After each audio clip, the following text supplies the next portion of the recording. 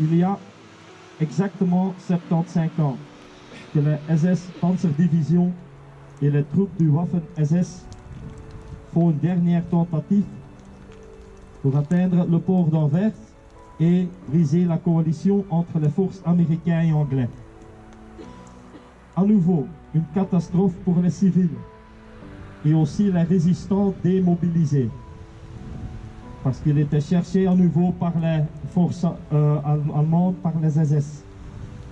Des brutalités et des exécutions se déroulaient chaque jour dès le 16 décembre 1944 jusqu'au début du janvier 1945. Plusieurs des maquisards ont pris le maquis à nouveau, mais à se cacher et se protéger contre les représailles allemandes.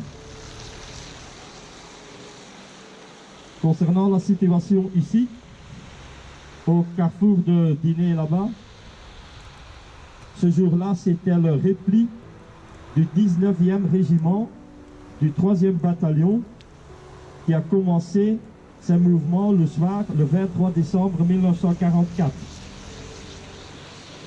De Nandrin et Librin en direction de Achouf.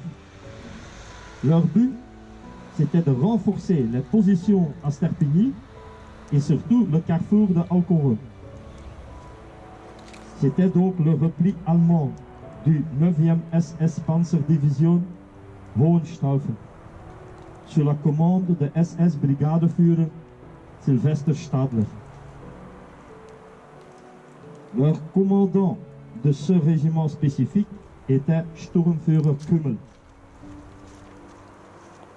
Les trois hommes ici, ils avaient simplement la malchance de faire leur passage vers Dinée au bord de la route, exactement au moment que les premiers soldats allemands faisaient leur passage de reconnaissance en sortant les bois du côté de Dinée en direction de Mont ici. Ils n'avaient aucune chance. Joseph Kremer a essayé encore de sauver la situation avec son Stengun, mais il lui-même prenait un ou plusieurs balles allemandes en fuyant la situation mortelle.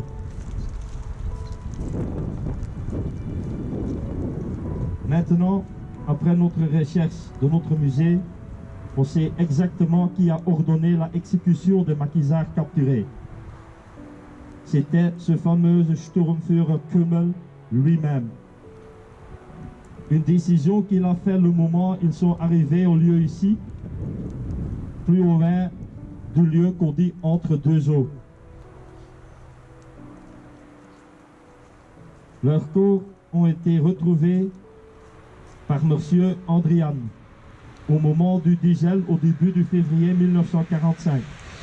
Plus spécifique, le 8 février, vers 14h à l'après-midi.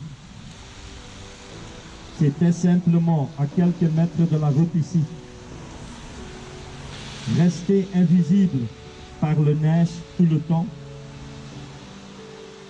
Leurs actes de décès ont été enregistrés, parfois à Meaux et aussi à Retigny, le 14 février, et pour Joseph Kremer, un jour plus tard, car son corps a été retrouvé à 150 mètres d'ici dans les bois. C'était une chose tragique et spécifique. Son corps était gelé, accroupi contre un arbre, son arme encore dans la main. Ça, c'était la situation.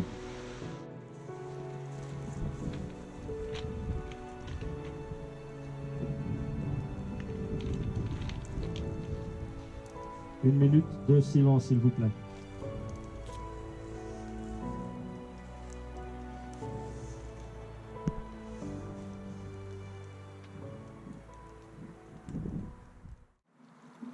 Ami, entends-tu le vol noir des corbeaux sur nos plaines? Ami, entends-tu les cris sourds du pays qu'on enchaîne? Oui, partisans, ouvriers et paysans, c'est l'alarme. Ce soir, l'ennemi connaîtra le prix du sang et des larmes. Montez Montez de la mine, descendez des collines, camarades.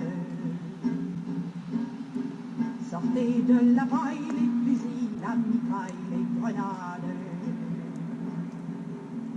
Oui, les tueurs à la balle et au couteau, tuez vite.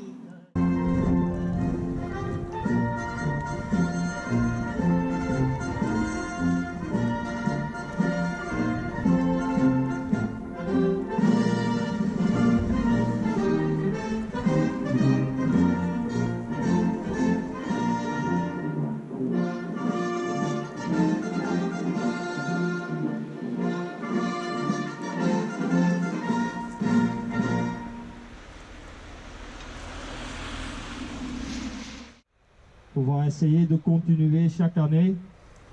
C'était moi et Sophie qui ont commencé il y a déjà 5 ans. Donc au début, c'était seulement nous deux. Et comme vous voyez maintenant, nous sommes nombreux. Et ça, c'est très important à continuer ce que nous faisons ici. Hein. Donc c'est déjà une invitation pour l'année prochaine.